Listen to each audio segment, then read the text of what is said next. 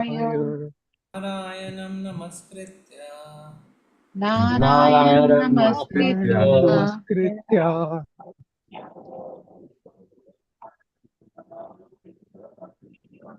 नरं चैव नरोत्तमं नरं चैव नरोत्तमं नरोत्तमं देवीं सरस्वतीं व्यासं देवीं सरस्वती सरस्वतीं व्यासं व्यासं ततो जयमुदीरयेत्।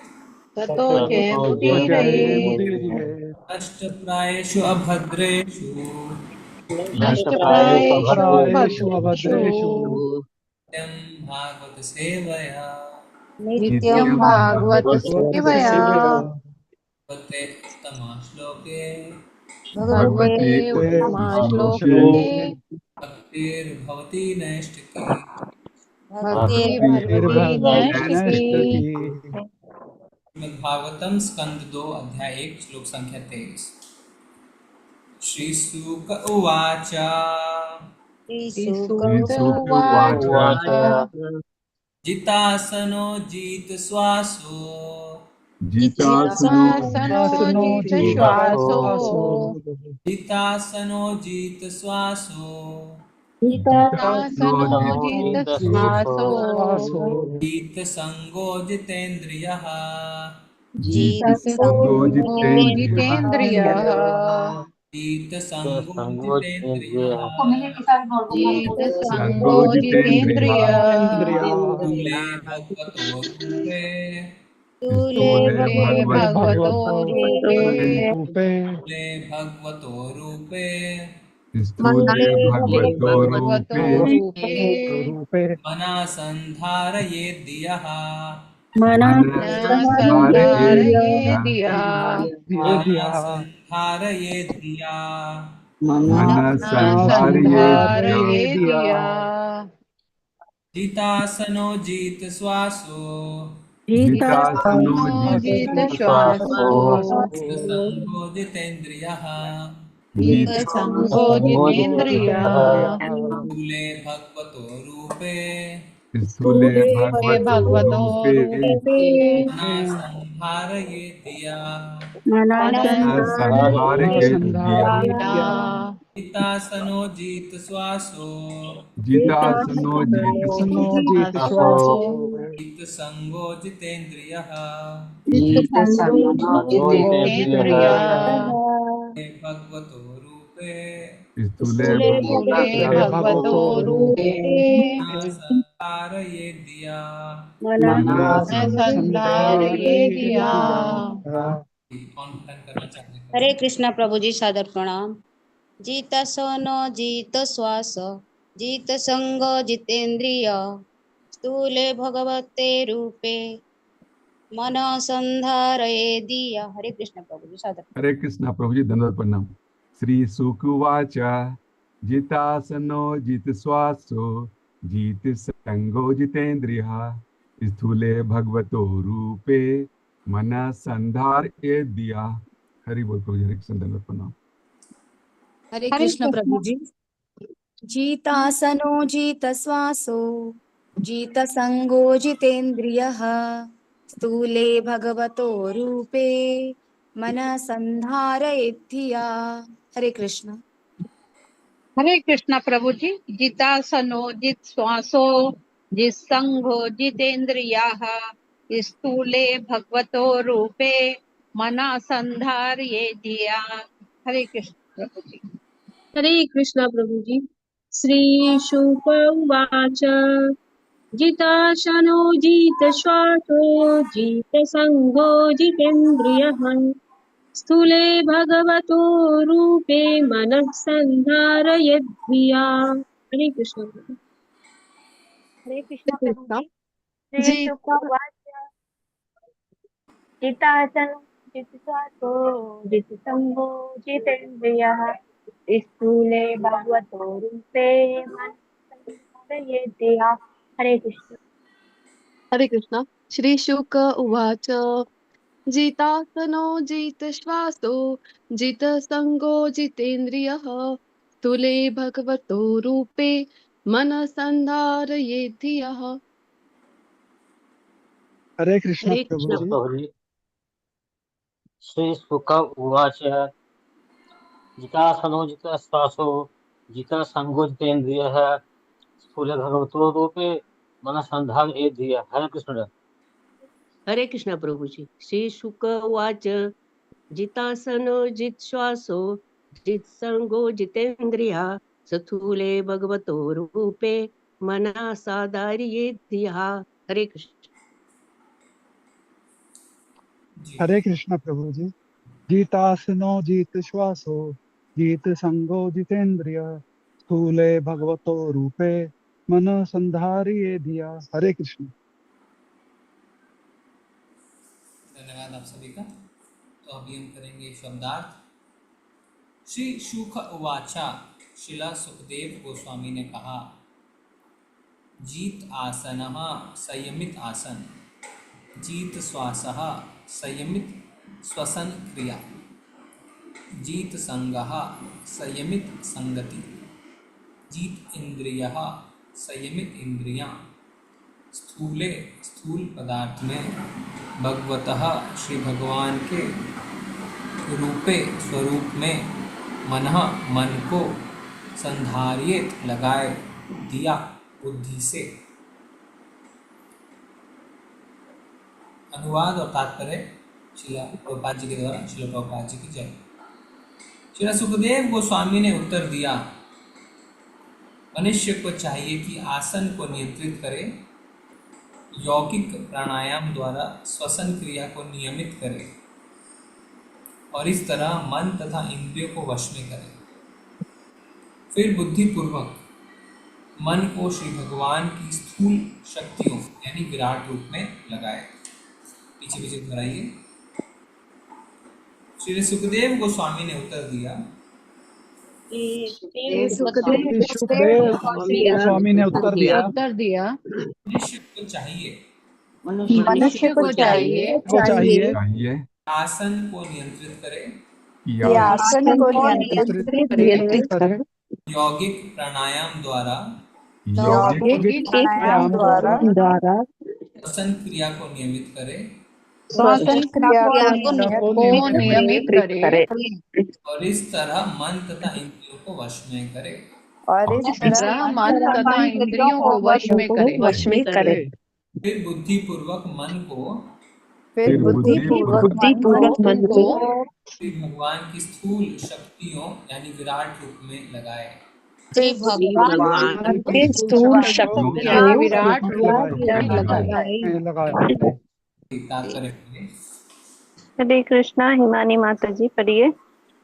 हरे कृष्ण प्रभु जी। हरे कृष्ण माता जी। तात्पर्य शीला प्रभुपाद जी द्वारा। शीला प्रभुपाद जी की जय। भौतिकता में निमग्न बद्धजीव का मन उसे देहात्म बुद्धि से ऊपर उठने नहीं देता।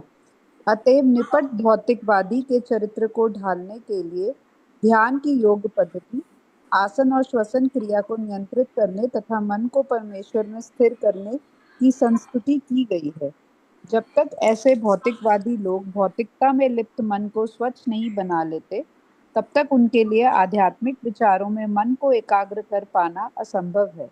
ऐसा करने के लिए मनुष्य अपने मन को श्री भगवान के स्थूल भौतिक या बाह्य रूप में एकाग्र कर सकता है। अगले श्लोकों में श्री भगवान के विराट रूप के विभिन्न भागों का वर्णन किया गया है। भौतिकवादी व्यक्ति ऐसे नियमन विधि के फलस्वरूप कुछ योग शक्तियां प्राप्त करने के लिए उत्सुक रहते हैं, लेकिन यौगिक अनुष्ठानों का असली प्रयोजन संचित मल को यथा वासना, क्रोध, ईर्ष्या तथा अन्य भौतिक कल्मशों को दूर करना है। यदि योगी चमत्कारिक आसनों के प्रदर्शन में पड़ जाता है तो उसकी यौगिक सफलता का लक्ष्य विफल हो जाता है, क्योंकि उसका अंतिम ध्येय तो ईश साक्षात्कार होता है।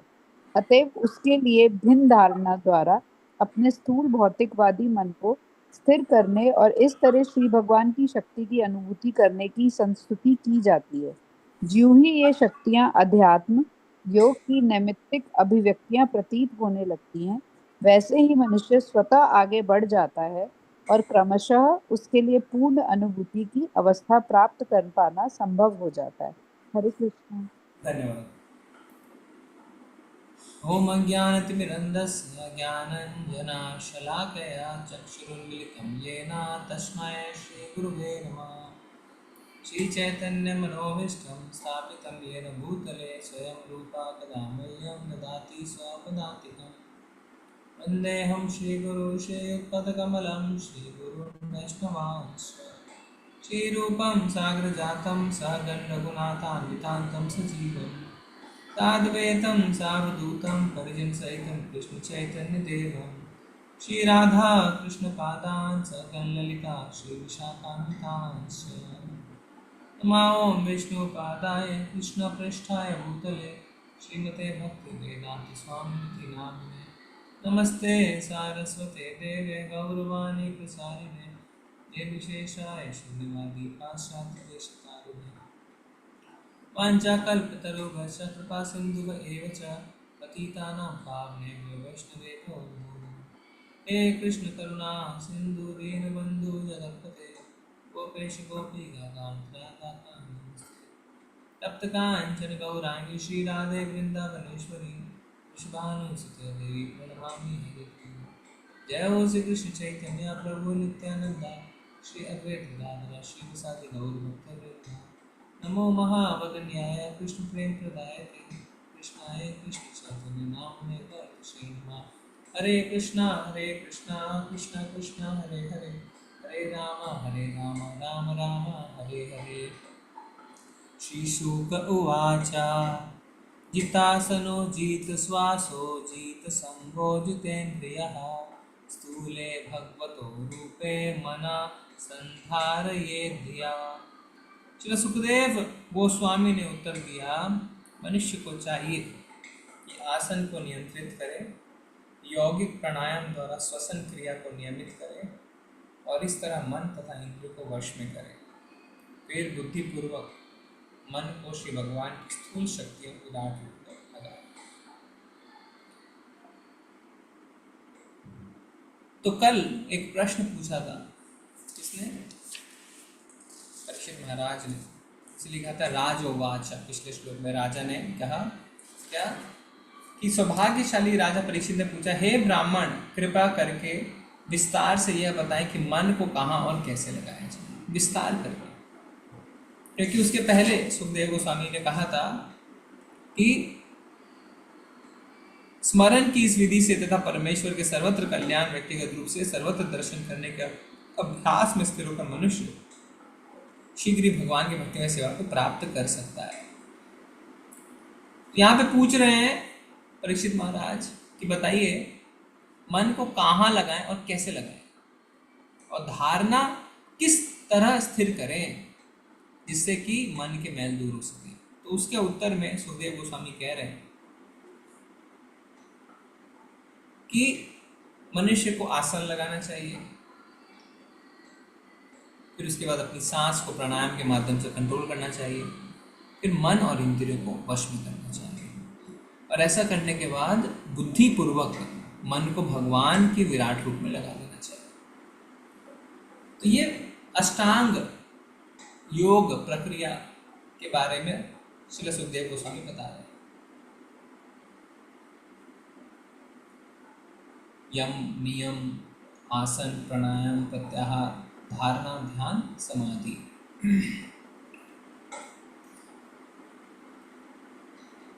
और कह रहे हैं आसन लगाओ, सांस को कंट्रोल करो और मन और इंद्रियों को वश में करो। शास्त्रों में बार बार एक उदाहरण लिया जाता है, मनुष्य के इंद्रियां, मनुष्य का मन, मनुष्य की बुद्धि और मनुष्य की आत्मा के बीच में संबंध को समझाने के लिए। बहुत फेमस उदाहरण है, हमने भी बहुत बार इसे चर्चा करी है। आप में से कोई भक्त बताना चाहेंगे वो कौन सा उदाहरण है जिसमें हमारे इंद्रियां, हमारा मन, हमारी बुद्धि और हमारी आत्मा के बीच के संबंध को समझाया जाता है? कौन से उदाहरण से? रथ। हाँ, रथ। थोड़ा आप बताएंगे हिमानी माता जी? प्रभु जी इसमें यही होता है कि बुद्धि हमारे सारथी की तरह जो बाकी सारी इंद्रियों, जो अश्व है वो इंद्रियां हैं और जो लगाम है उनकी वो हमारी बुद्धि है। ओके, ठीक है। और कोई बताना चाहते हैं? जो सवार है सो आत्मा है। रथ के ऊपर सवार सवारी, आत्मा है। रथ पर जो सवारी करे वो आत्मा है। ओके, और जो सारथी है वो क्या है? लगाम मन है। लगाम मन है। और सारथी? प्रभु जी। बुद्धि। सारथी बुद्धि है। सारथी बुद्धि है, बिल्कुल सही। तो शास्त्र हमारी इंद्रियां, हमारा मन, हमारी बुद्धि और हमारे आत्मा के बीच का संबंध समझाने के लिए बार बार एक रथ जो 5 घोड़ों द्वारा खींचा जा रहा है उसका उदाहरण लेते हैं। ये जो 5 घोड़े हैं वो हमारी 5 ज्ञान इंद्रियां हैं, अलग अलग दिशाओं में दौड़ रही हैं। हमारी 5 इंद्रियां आप देखें अलग अलग दिशाओं में दौड़ रही हैं और हमें परेशान कर रही हैं।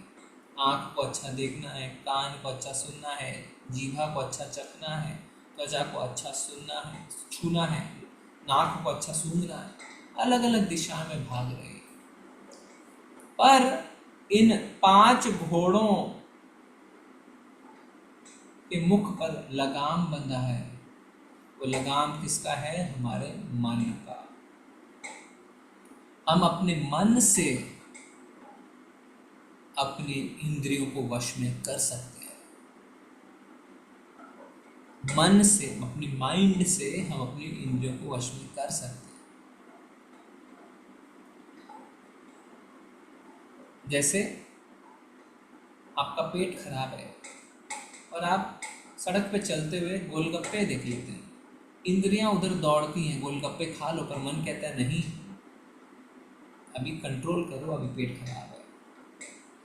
पर कभी कभी मन भी उस ओर भागने लगता है। आप कहते हैं मम्मी बहुत अच्छा कर रही है खाने के लिए, तब मन को संभालने के लिए आपकी बुद्धि आपके काम आती है। बुद्धि कहते नहीं, दवाई चल रही है, अभी नहीं खाना है। तो बुद्धि मन को वश में करती है। बुद्धि है सारथी। तो इंद्रियां घोड़े हैं, उन घोड़ों को, उन इंद्रियों को लगाम लगाता है मन, और मन को लगाम लगाती है बुद्धि। और इनका जो आपस में खेल चल रहा है, मन, इंद्रिय, मन और बुद्धि का, उसका असर सीधा हमारी आत्मा में पड़ता है।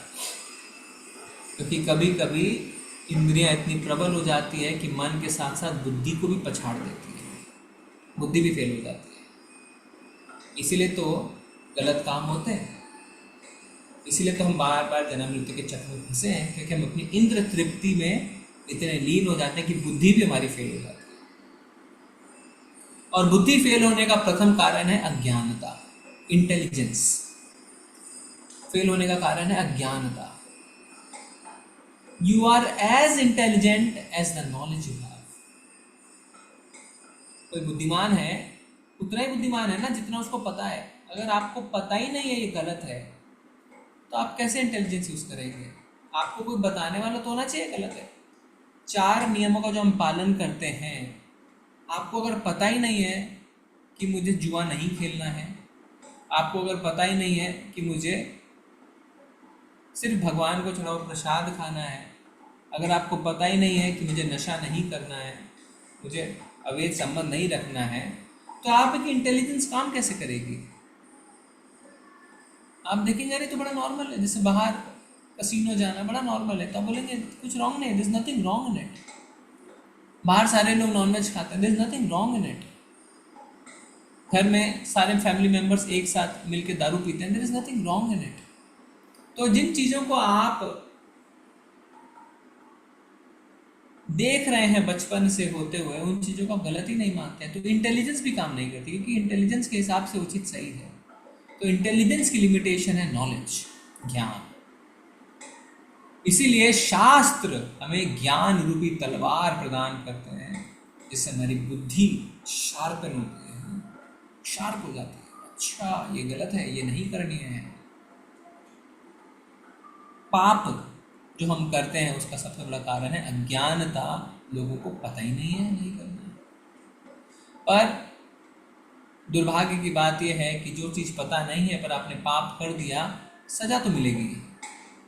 बार बार हम कहते हैं ना, किसी न्यायाधीश के अगर आप कोर्ट में जाएं और कहें मुझे पता नहीं था कि दूसरे के पेट में चाकू घोंपने से उम्र कैद होती है, तो न्यायाधीश क्या बोलेंगे? कोई बात नहीं, जेल जाइए, पता हो चाहे ना हो।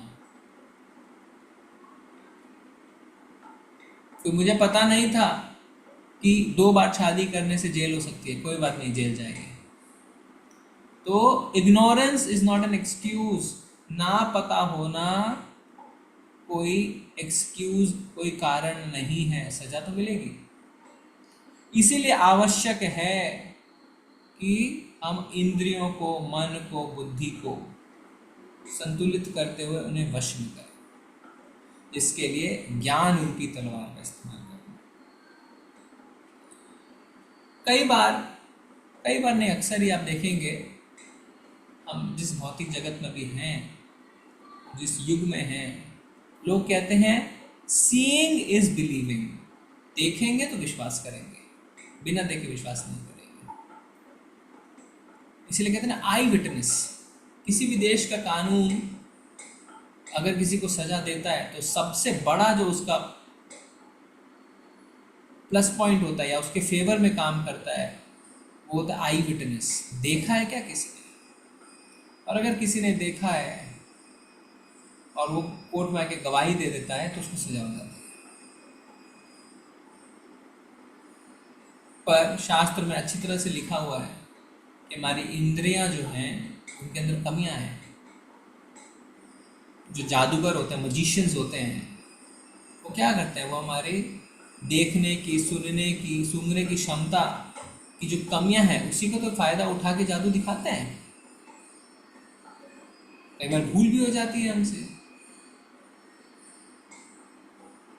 पर क्योंकि अधिकतर लोग ऐसे ही हैं तो वो आपको कहते हैं हम नहीं मानते आपके शास्त्र, हम शब्द प्रमाण को नहीं मानते। क्या आपने भगवान को देखा है? आप दिखाइए तो मानेंगे। तो श्रीला सुखदेव गोस्वामी कह रहे हैं कि जो ऐसे लोग होते हैं जो देहात बुद्धि के ऊपर नहीं उठ पाते, यानी बॉडीली कॉन्सेप्शन ऑफ लाइफ के ऊपर नहीं उठ पाते, उनके लिए मन को वश में कैसे किया जाए? विराट रूप में मन को लगा के। विराट रूप, भगवान का जो विराट रूप है जिसमें समस्त ब्रह्मांड आ जाता है। भगवान भगवद गीता के 11वें अध्याय में अपना विराट रूप अर्जुन को दिखाते हैं और इसमें सारे ग्रह, सारे आकाश, सारा अंतरिक्ष, सारे जीव जंतु, सारे प्राणी, सब कुछ उसमें समा जाता है। ऐसे विराट रूप को देख के एक देहात्म बुद्धि वाला व्यक्ति भगवान पे विश्वास करना शुरू करता है। जैसे आप उसको बताएं, अच्छा भगवान को नहीं मानते तो थोड़ा हमें बताइए सूरज के बारे में, सूरज कैसे आया, चंद्रमा कैसे आए, तारे कैसे आए। जो थोड़ा सा सेन व्यक्ति है वो सोचेगा बात तो सही है। या कैसे हमारे पृथ्वी की जो पृथ्वी ग्रह है वो घूम रही है, क्यों हर बार वो एक ही समय में 365 दिन में ही घूमती, क्यों कभी 370, क्यों कभी 390 नहीं, क्यों वो अपनी जगह से नहीं हिलती, क्यों दिन होता है, क्यों रात होता है, क्यों जमीन में बीज डालने से पेड़ निकलता है, वो पेड़ क्यों फल देता है। ये सारी चीजें जब उनसे बात करेंगे तो धीरे धीरे उनको लगेगा हाँ बात तो सही है। इसीलिए भगवद गीता में भगवान 15वें अध्याय में भी अपने ऐश्वर्य की बात करते हैं। मैं जल का स्वाद हूँ, मैं चंद्रमा का प्रकाश हूँ, मैं सूर्य की ऊर्जा हूँ। जैसे जब वो व्यक्ति जल को पिए तो उसे भगवान की याद आए, जब वो सूर्य चंद्रमा को देखे उसे भगवान की याद आए, जब वो किसी समर्थ व्यक्ति को देखे अरे इसका सामर्थ्य भी भगवान है, इसकी बुद्धि भी भगवान है। इस तरीके से हर चीज में वो भगवान को देख सकता है, क्योंकि भगवान कहते हैं सम्मोहम सर्वभूतेषु नामे दोषस्ति नापया। मैं सबके लिए समान हूँ, मैं सब पे कृपा करता हूँ, मैं किसी के साथ पक्षपात नहीं करता। तो भला वो व्यक्ति जो अभी भी देहात्म बुद्धि में है उस पर भगवान कृपा क्यों नहीं करेंगे? तो वैसे कृपा करते हैं। इसलिए कह रहे हैं कि फिर बुद्धि पूर्वक मन को श्री भगवान की स्थूल शक्ति यानी विराट रूप में लगाओ। हम भी जब पहली बार भगवद गीता पढ़ते हैं तो 11वें अध्याय में सबसे ज्यादा रुचि आती है। अरे विराट रूप देखेंगे भगवान का, देखेंगे किस तरीके से सारे प्लैनेट्स, सारा अंतरिक्ष, सारा यूनिवर्स, सारे लोग भगवान के शरीर में हैं। फिर उसके बाद हम ओह यस, तब हम धीरे धीरे हमारी श्रद्धा थोड़ी बढ़ती है।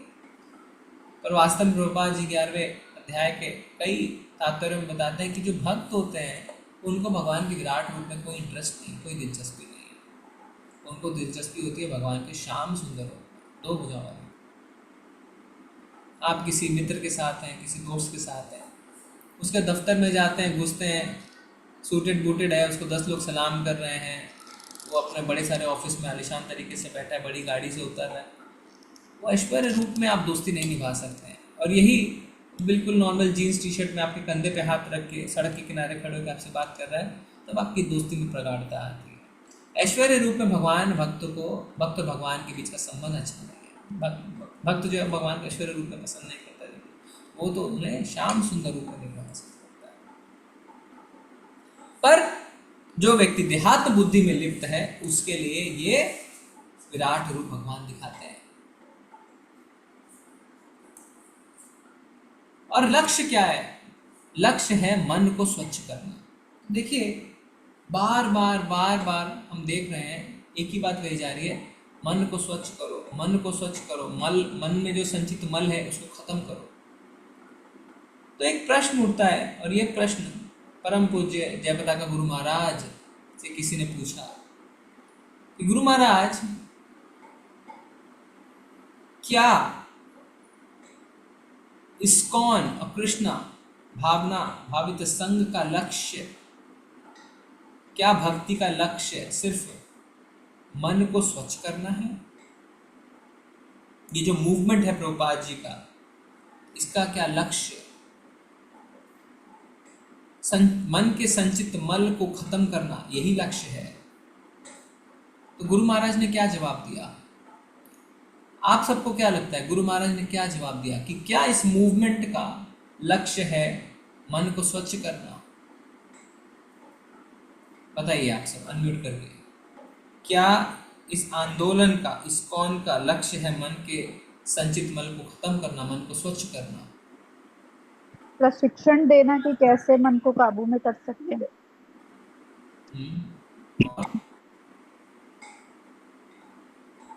बताइए आपके मन में क्या है, बताएंगे तभी विचार खुलेंगे। हरे कृष्ण प्रभु जी, हम किस तरह से भगवान से जुड़ सकते हैं, भक्ति में आगे बढ़ सकते हैं? नहीं, आप सब प्रश्न नहीं समझ रहे। प्रश्न है क्या इस्कॉन का लक्ष्य है मन को स्वच्छ करना, मन के संचित मल को खत्म करना? ये इस्कॉन का लक्ष्य है क्या? हाँ प्रभु जी, क्योंकि कृष्ण भावना भावित करना है तो इनडायरेक्टली तो वो चीज हो ही जाएगी। ओके, माता जी कह रहे हैं हाँ इनडायरेक्टली हो जाएगी। और कोई? प्रभु जी जैसे मतलब मेन तो है भगवान की भक्ति, तो जैसे माता जी ने बोला कि बाकी सारे चीज हो जाएंगे। और कोई बताइए, थोड़ा जितनी आपके अंडरस्टैंडिंग उतना बताइए। हरे कृष्ण प्रभु जी।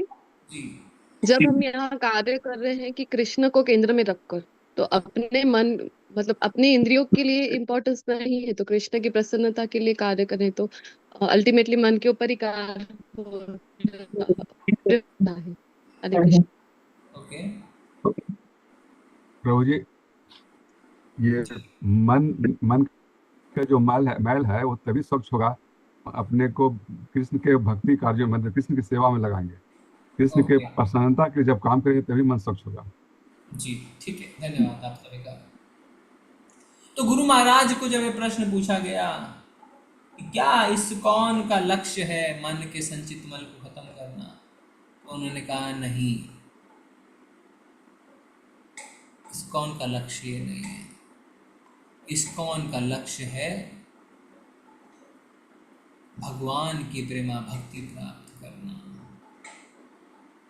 कृष्ण भावना भावित बनना, कृष्ण कॉन्शियस होना। तो अर्थ क्या? अर्थ ये है कि ये सारी चीजें जैसे आप सबने कहा अपने आप हो जाएंगी जब हम भक्ति के मार्ग पे, भक्ति योग के मार्ग पे आगे बढ़ेंगे। तो ये सारी चीजें अपने आप हो जाएंगी। तो लक्ष्य ये नहीं है कि मन के मैल को खत्म करना है, लक्ष्य है भगवान की प्रेमा भक्ति को प्राप्त करना, और उसके रास्ते में मन के मैल अपने आप खत्म हो जाए। लक्ष्य नहीं भूलना है, लक्ष्य है भगवान की प्रेमा भक्ति प्राप्त करना, भगवान की सेवा प्राप्त करना, और उसमें आप देखेंगे मन के कलमश दूर हो गए। जैसे एक हवाई जहाज का लक्ष्य होता है हवा में उड़ान भरना, उसके लिए वो हवाई पट्टी पर अपने आप आ जाएगा, पर बार बार आपको लिखा जाएगा उसे हवाई पट्टी पे लेके आइए, उसे हवाई पट्टी पे लेके आइए, उसे हवाई पट्टी पे लेके आइए। और इसका अर्थ ये नहीं है कि हवाई जहाज का लक्ष्य हवाई पट्टी पे खड़े रहना है, उसका लक्ष्य है हवा में उड़ान भरना, पर उसमें अपने आप वो हवाई पट्टी पे आ जाएगा। तो मन का संचित मल अपने आप खत्म हो जाएगा, पर मल खत्म होना आवश्यक है। चेतो दर्पण मार्जनम,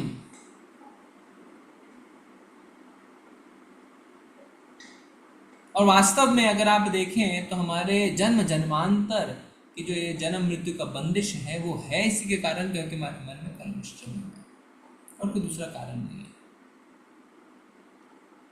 जब भगवान 13वें अध्याय में बताते हैं कि ये बिंदु को मैं ज्ञान घोषित करता हूं, बाकी सब अज्ञान है, तो उसमें आप देखिए सारे स्थूल चीजों के बारे में चर्चा हुई है। स्थूल मतलब जो हमारे चरित्र, हमारे स्वभाव, हमारे व्यवहार से रिलेटेड है। आज के समाज में अगर आप देखें तो सक्सेस या ज्ञान की परिभाषा में क्या रहता है? सक्सेस मतलब अच्छा आपके पास कितनी वेल्थ है, कितना पैसा है, आप शारीरिक रूप से सुंदर हैं कि नहीं है, आपके पास घर कितने हैं, गाड़ियाँ कितनी हैं, आपके बच्चे क्या कर रहे हैं, इत्यादि इत्यादि इत्यादि से आपकी कामयाबी को नापा जाता है। पर ये शास्त्र प्रधान नहीं है। शास्त्र बताते हैं अगर आपके अंदर दैवी गुण हैं तो आप कामयाब हैं, बाकी नहीं तो आप कामयाब नहीं हैं। तो हम वो 13वें अध्याय का वो श्लोक देखेंगे जिसमें भगवान कह रहे हैं इन सब को मैं ज्ञान घोषित करता हूँ, बाकी सब अज्ञान है। तो बता सकता है 13वें अध्याय का कौन सा श्लोक नंबर है?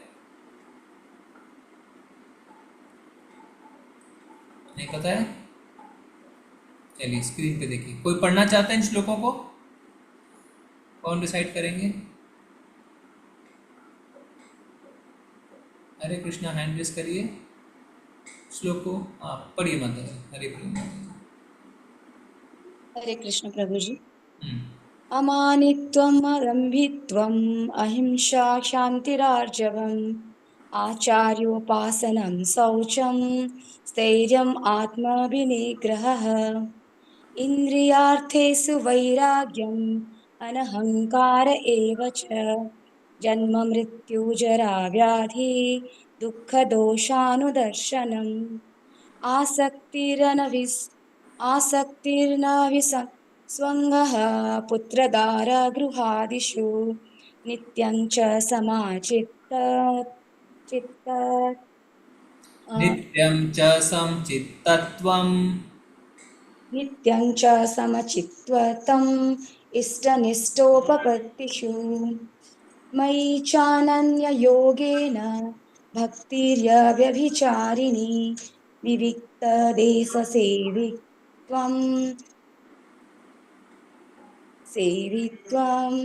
अरतिर्जनसंसदि आध्यात्मज्ञाननित्यत्वं तत्त्वज्ञानार्थदर्शनम् एतच्च ज्ञानम् इति प्रोक्तम् अज्ञानं यदतोऽन्यथा। हरे कृष्ण। तो भगवान क्या कह रहे हैं अगर आप यहाँ पे देखें कि all these I declare to be knowledge and besides this whatever there may be is ignorance। इन सब को मैं ज्ञान घोषित करता हूँ, इसके अलावा जो भी है वो अज्ञानता है। तो अगर भगवान कुछ बिंदु, कुछ पॉइंट्स को बता रहे हैं कि ये ज्ञान है बाकी सब अज्ञान है, तुरंत हमारे कान खड़े हो जाने चाहिए भगवान ने ऐसा कौन सी चीज है जिसको ज्ञान बताया, बाकी सबको अज्ञान? तो पढ़ते हैं, ह्यूमिलिटी, विनम्रता, प्राइडलेसनेस, दम्भहीनता, नॉन वायलेंस, अहिंसा, टॉलरेंस, यानी टॉलरेंस को क्या कहते हैं हिंदी में? सहनशीलता, सिंप्लिसिटी, फिर सिंप्लिसिटी आपको पता, approaching a bonafide spiritual master, एक गुरु के पास जाना, क्लेanलीनेस, स्वच्छता, स्टेडीनेस यानी धैर्य रखना, सेल्फ कंट्रोल, आत्म संयम, renunciation of the objects of sense gratification, इंद्रिय तृप्ति की चीजों का परित्याग, एब्सेंस ऑफ फॉल्स ईगो, अहंकार ना होना, the perception of the evil of birth, death, old age and disease, यानी जन्म, मृत्यु, जरा, व्याधि, दुख, दोष, अनुदर्शनम, पता होना कि यही हमारे जीवन के असली दुख हैं, डिटैचमेंट, आसक्ति ना होना, freedom from entanglement with children, wife, home and the rest, यानी अपने बच्चे, घर, पत्नी से ज़्यादा उलझना नहीं, even mindedness, amid pleasant and unpleasant events, दुख और सुख में संभाव रखना, constant and unalloyed devotion unto me, भगवान के प्रति निरंतर और शुद्ध भक्ति होना, aspiring to live in a solitary place, एकांत स्थान में रहने की इच्छा, detachment from the general mass of people, बाकी लोगों से अलगाव, accepting the importance of self realisation, आत्म साक्षात्कार के महत्व को समझना, and philosophical search for the absolute truth, यानी आध्यात्मिक खोज सच्चाई के प्रति, परम सच्चाई के प्रति। तो ये देखिए, ये सारे बिंदु को बताया जा रहा है ज्ञान। कोई भी इसमें एक ऐसा बिंदु नहीं है जो भौतिक, कि आपके पास ये है तो आप ज्ञानी हैं, ये है तो ज्ञानी है, ये है तो ज्ञानी। कहीं भी बताया जा रहा है क्या? आपके अगर नीट एग्जाम में इतने मार्क्स आए तो आप ज्ञानी हैं, अगर आपके आए कैट में इतने आए तो आप ज्ञानी हैं, मैट में इतने आए तो ज्ञानी हैं, अगर आपका ये रैंक आया सीए में तो आप ज्ञानी हैं। कहीं नहीं लिख रहे हैं भगवान ऐसा। अगर आपने फिजिक्स में ये थीसिस लिख दिया तो आप ज्ञानी हैं, अगर आप एज अ डॉक्टर रोज 10 लाख की कमाई करते हैं तो आप ज्ञानी हैं, अगर आपने स्काई स्क्रेपर बिल्डिंग खड़ी कर दी है तो आप ज्ञानी हैं, अगर आपने बाजू वाले घर में किसी की समस्या को सुलझा दिया है तो आप ज्ञानी हैं। कुछ भी नहीं लिख रहे हैं ऐसा, और इन्हीं को आज हम ज्ञान मान लेते हैं, पर भगवान ने कहीं भी ऐसा नहीं लिखा। अगर आपने वेद पढ़े हैं, आयुर्वेदिक के आचार्य हैं तो आप ज्ञानी हैं, लिख रहे हैं क्या? आपने हाईवे ब्रिज, बहुत ही कठिन चेनाब ब्रिज बना दिया है आपने, आप ज्ञानी हैं। कहीं दिख रहा है क्या किसी को ऐसा पॉइंट्स? पर हम इन सबको ही ज्ञान मानते हैं भौतिक जगत में, और वास्तव में जो यहाँ बिंदु लिखे हैं उसको आज हमारे समाज में कोई तवज्जो ही नहीं है। कोई अगर विनम्र है ना, हम बोलेंगे बेवकूफ है, गधा है। किसी को अहंकार नहीं है ना, डरपोक है, बोल ही नहीं सकता है किसी को, अपने आप को मार्केटिंग नहीं कर सकता है, बताता ही नहीं है। कोई अगर सहन कर रहा है ना, आजकल सहन करने का समय नहीं, अपनी आवाज उठाओ, अपने अधिकारों के लिए लड़ो। कोई सिंपल है ना, कंजूस है, पैसे भी खर्च नहीं कर सकता है, देखो कैसे फटे पुराने कपड़े पहनता है, कितनी सादगी से रहता है। अगर आप देखें इन सब को क्या मना लिए, इन सब को तुच्छ निगाहों से देखा जाता है, और वास्तव में ये ज्ञान है, बाकी सब अज्ञान है। तो ये चर्चा हम क्यों कर रहे हैं? ये चर्चा हम इसलिए कर रहे हैं क्योंकि मन में संचित मैल, जो मैल है ना, वो इन सब चीज़ों का ही मैल है, जिनके कारण ये सब क्वालिटीज हमारे अंदर नहीं है। वासना, क्रोध, ईर्ष्या तथा अन्य भौतिक कलमश, प्रभुपा जी लिख रहे हैं, काम, क्रोध, लोभ, मोह, मद, मत्सर्य।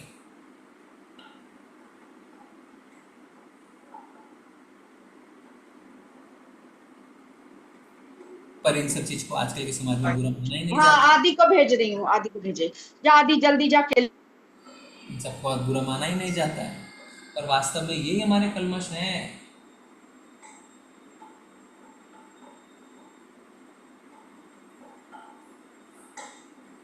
पर गलती नहीं है, गलती क्यों नहीं है हमारी? क्योंकि हमारा पालन पोषण, हमारा समाज जिसमें हम रहते हैं, उसका रंग हमारे पे चढ़ जाता है, तो हम धीरे धीरे भूल जाते हैं कि सारी चीज़ें गलत हैं। आज आप देखेंगे ग्रुप में हमने एक मैसेज डाला है, हमारे मंदिर के भक्त हैं मंत्र प्रेमा प्रभु जी, उनका सुपुत्र है कृषांग जोशी। उन्होंने पुत्र ने ऑल इंडिया नीट एग्ज़ाम में 3rd रैंक प्राप्त किया है। नीट एग्ज़ाम होता है जब आप डॉक्टर बनना चाहते हैं तो उसका एंट्रेंस एग्ज़ाम को नीट एग्ज़ाम कहते हैं। जैसे MBA बनना चाहते हैं तो कैट होता है ना, इस तरीके से। तो उन्होंने कहीं से कोचिंग ली। अब क्योंकि 3rd रैंक मतलब अव्वल दर्जे का परफॉर्मेंस, तो सारे लोग इंटरव्यू के लिए बुलाते हैं, न्यूज़ चैनल आते हैं, न्यूज़पेपर वाले आते हैं और वो पूछते हैं आपने कोचिंग कहाँ से ली है।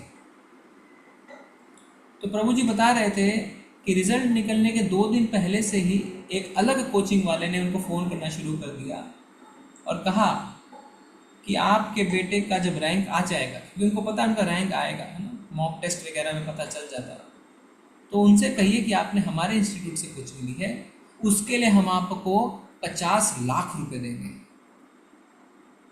आप सोच सकते हैं 50 लाख देने को तैयार है, सिर्फ ये बोलना है कि हाँ मैंने इस इंस्टीट्यूट की मॉक टेस्ट ली, इसके टेस्ट पेपर सॉल्व किए, मैंने यहाँ से पढ़े गए, और उसके बदले में 50 लाख मिल जाएंगे आपको।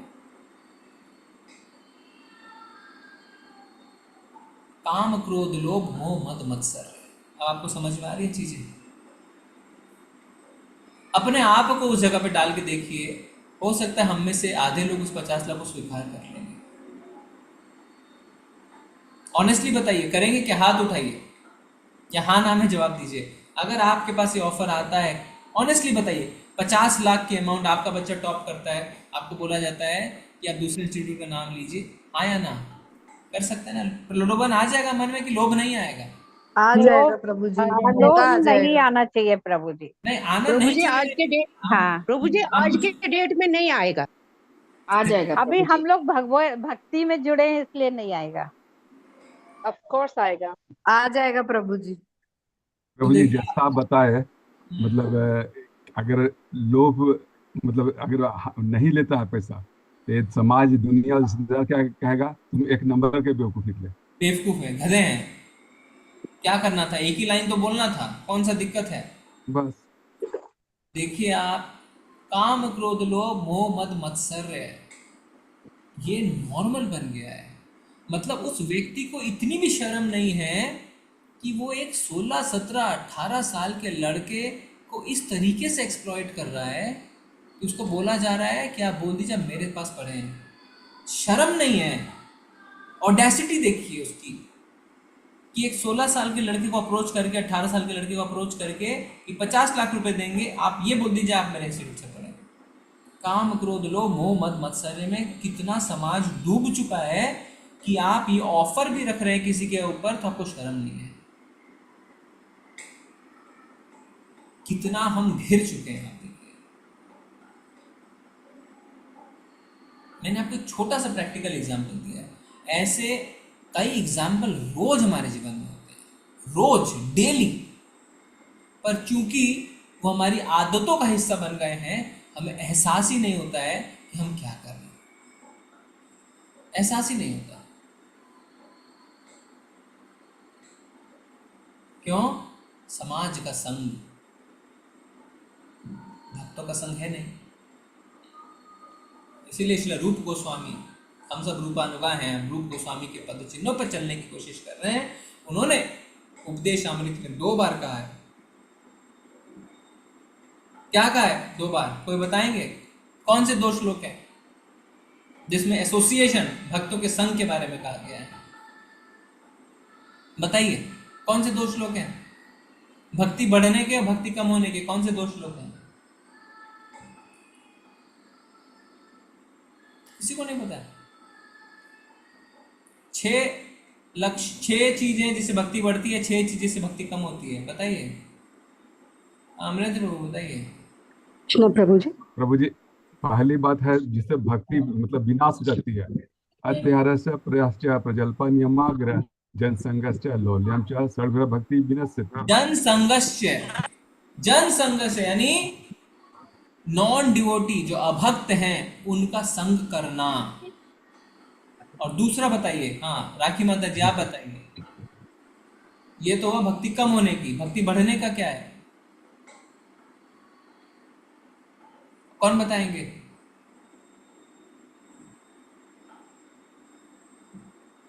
प्रभु जी भक्तों के संग रहना। राखी मित्तल जी आप बताइए। ददाति प्रतिगृह्णाति घ्नोमज्ञाति प्रभु पेक्षति प्रभु जी ताः निश्चयाद्धर्यात् तत् कर्म प्रवर्तनात् संग त्याग सतो वृत्ति सर्वविध भक्ति प्रसिद्ध्यति। संग त्यागत सतो वृत्ते। संग त्यागत, किसका संग त्याग हो? अभक्तों का। संग संग संग संग, बार बार इस चीज को बोला जा रहा है कि अपने संग को सुधारो। कहा जाता है किसी व्यक्ति के चरित्र को जानना है तो उसके आसपास 5 लोगों को जान लो, आप उसके चरित्र को जान जाओगे कि उसके कौन सबसे 5 प्रिय मित्र हैं। आज माँ बाप की सबसे बड़ी टेंशन क्या रहती है कि मेरे बच्चे का संग खराब नहीं हो जाए। तो क्यों हम ये नहीं समझ पाते हैं कि संग के बिना हमारी भक्ति भी अच्छे से नहीं हो सकती। भक्ति के लिए भी संग चाहिए, ये आवश्यक है। तो प्रभु जी ने क्या उत्तर दिया उस पर फोन को उन्होंने कहा कि देखिए हम आपकी बात समझ रहे हैं, जिस इंस्टीट्यूट से मेरे बच्चे ने पढ़ाई करी है उसने कहा है हमें किसी और से बात मत करिए, और दूसरा मैं अपने बच्चे को ये गलत संदेश नहीं देना चाहता कि देखो पैसे के लिए पापा ने मुझसे झूठ बुलवाया, फिर वो आगे चल के क्या करेगा, किडनी बेचने वाला डॉक्टर बन जाएगा। ये जवाब दिया। 50 लाख का मूल्य कम नहीं होता है। पर भक्तों का संग, क्योंकि हम बगल में बैठे थे तो प्रभु जी के विचार से हमारे विचार कितने बदल जाते हैं, हमारे अंदर कितनी श्रद्धा बढ़ जाती है। और कि देखिए ऐसा समय जिसमें अत्यंत खुशी है परिवार को कि बच्चे ने इतना अव्वल दर्जे का परफॉर्मेंस दिया, साथ में प्रलोभन है, पर क्योंकि भगवान की मालाएं जप रहे हैं, भक्ति के मार्ग में हैं पिछले 20-25 साल से, क्या कह रहे हैं, मैं अपने बेटे के आगे ऐसा कुछ भी नहीं करना चाहता जिससे आगे चल के वो सोचे कि पापा ने तो पैसे के लिए झूठ बुलवाया, तो वो किडनी बेचने वाला डॉक्टर बन जाएगा, पैसे के लिए किडनी बेचेगा।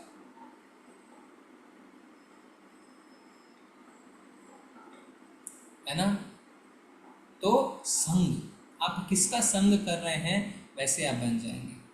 खरबूजे को देख के रंग बदलता है। हम दूसरों के कारण इम्पैक्ट हो जाते हैं, इसीलिए कोशिश करना है भक्तों का संग।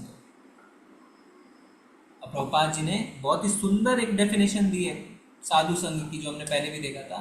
साधु संग मतलब भगवान के नाम का निरंतर कीर्तन और भगवान के लिए कार्य करना। अगर आप फिजिकली शारीरिक रूप से नहीं रह सकते भक्तों के बीच में, भगवान के नाम का जप और भगवान के लिए कार्य करना, ये भी साधु संग है। आप देखिए भगवान का नाम जो हमें मिल गया है, आपसे सब कुछ छीन सकता है, आपकी प्रॉपर्टीज, आपका रिश्तेदार, आपके बैंक बैलेंस, यहाँ तक कि कोई आपके कपड़े उतार सकता है, पर क्या वो आपसे भगवान का नाम ले सकता है? आप गले में ताबीज पहन रहे हैं, हाथ में वो अंगूठियाँ पहन रहे हैं, हाथ में जड़ी बूटी पहन रहे हैं, सब कुछ खोल दिया जा सकता है, आपके मन से भगवान का नाम कोई नहीं निकाल सकता, कैसी भी परिस्थिति। इसीलिए जब भगवान शिव के पास एक व्यक्ति गया कि मुझे दुनिया की सबसे मूल्यवान वस्तु चाहिए, मैं कहाँ जाऊँ, तो कहते सनातन गोस्वामी के पास जाओ। सनातन गोस्वामी से कहता है, अरे हमने सुना आपके पास वो पत्थर है जिसे वो छू जाए वो सोना बन जाए। तो बोले हाँ वहाँ कूड़ेदान में है, ले लो। लेता है, टेस्ट करता है, बड़ा खुश होता है, चला जाता है। फिर रास्ते में सोचता है, अगर उस व्यक्ति ने कूड़ेदान में इस पत्थर को रखा है, चिंतामणि पत्थर को, इसका मतलब उसके पास इससे और भी ज़्यादा कुछ वैल्यूएबल चीज़ है। वापस जाता है। सनातन गोस्वामी कहते हैं हाँ है, पहले इसको फेंक के आओ समुद्र में, नदी में फेंक के आता है, वापस आता है, बोलता हरि नाम है मेरे पास, हरे कृष्णा कृष्ण कृष्ण हरे हरे, राम राम राम। हरि नाम से ऊपर और क्या मिलेगा? तो भगवान के नाम को हल्के में नहीं ले सकते हैं। और भगवान का नाम मिल गया तो ये मत सोचिए कि आप एलिजिबल थे या भगवान का नाम को कोई भी दे देता। आज तक तो दिया नहीं। यहाँ पे कोई 20 साल का है, कोई 40 साल का है, कोई 60 साल का है, आज तक मिला क्या? नहीं मिला। तो ये कभी मिलना था तभी मिला। आप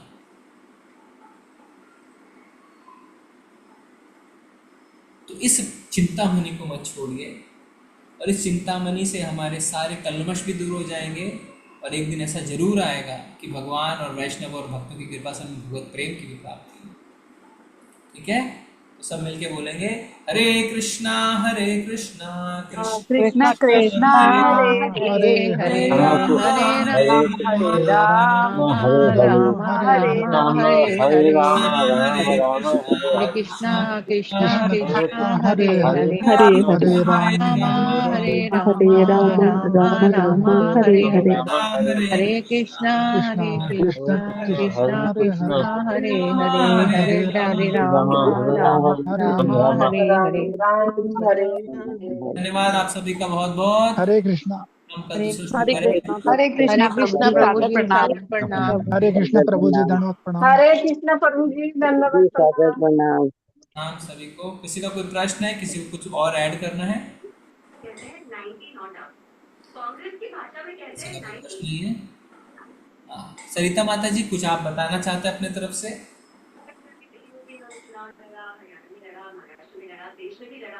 सरिता माता जी याद नहीं कर रखा था जी। माता जी हमेशा इसी बोलते नहीं। ठीक है, समर्पिता माता जी आप कुछ बोलना चाहते हैं?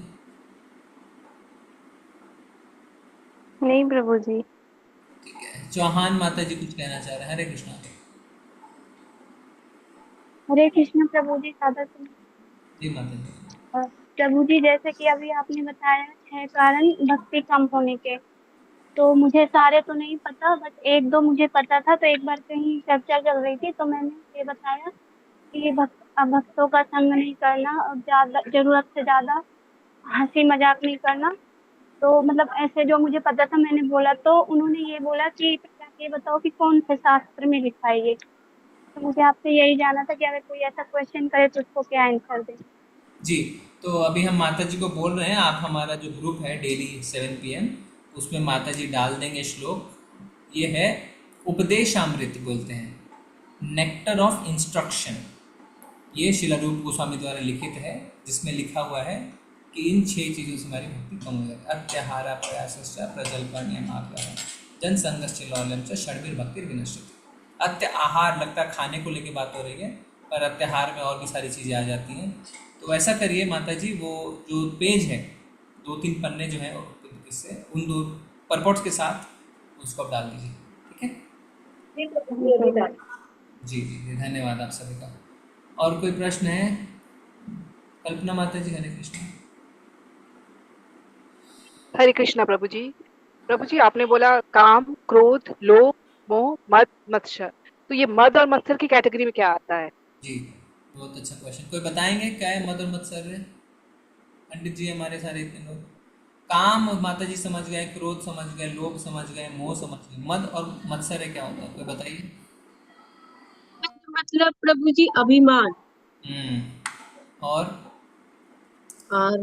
मत्सर का तो नहीं पता प्रभु। मत्सर नहीं पता, किसको पता है? हमारे जितने भक्ति शास्त्री कहाँ हैं?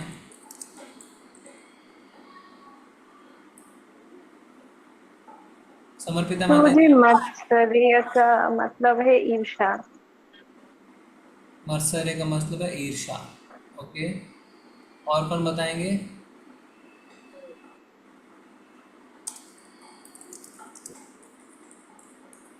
अच्युत प्रभु नहीं है?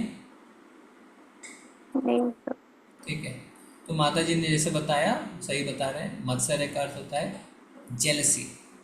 ठीक है, तो काम, काम मतलब लस्ट, डिजायर, अनवांटेड डिजायर्स। क्रोध मतलब एंगर, लोभ मतलब ग्रीड। काम क्रोध लोभ मोह, मद मोह, मोह मतलब अटैचमेंट। मद, मद मतलब ईगो, हमारे जैसा माता जी ने कहा अहंकार। और मत्सर्य मतलब जेलसी। ठीक है, हाँ हरे कृष्ण। पुष्पा माता जी हरे कृष्ण। हरे कृष्णा प्रभु जी। प्रभु जी म्यूट हो रखा था तो मैंने हैंड रेज किया था मत्सर्य का मीनिंग बताने के लिए, जो माता जी ने बता दिया था। जी जी ठीक है। प्रभु जी एक चीज और, आज बहुत सारे भक्तों का भक्ति शास्त्री चल रहा था, अभी क्लास खत्म हो गया तो मैं इसलिए आ गई। बहुत सारे लोग नहीं है, प्रभु अच्युत प्रभु जी भी नहीं है। कोई बात नहीं, सैटरडे को चलता है जी। ठीक है चलिए, ठीक है, चलेंगे हम सब। बहुत बहुत धन्यवाद आप सभी का। वांछा कल्पतरुभ्यश्च कृपा सिंधुभैव च पतितानां पावनेभ्यो वैष्णवेभ्यो अनंत कोटि वैष्णव वृंद की जय। नवाचार्य श्री हरिदास ठाकुर की जय। श्री प्रभुपाद की जय।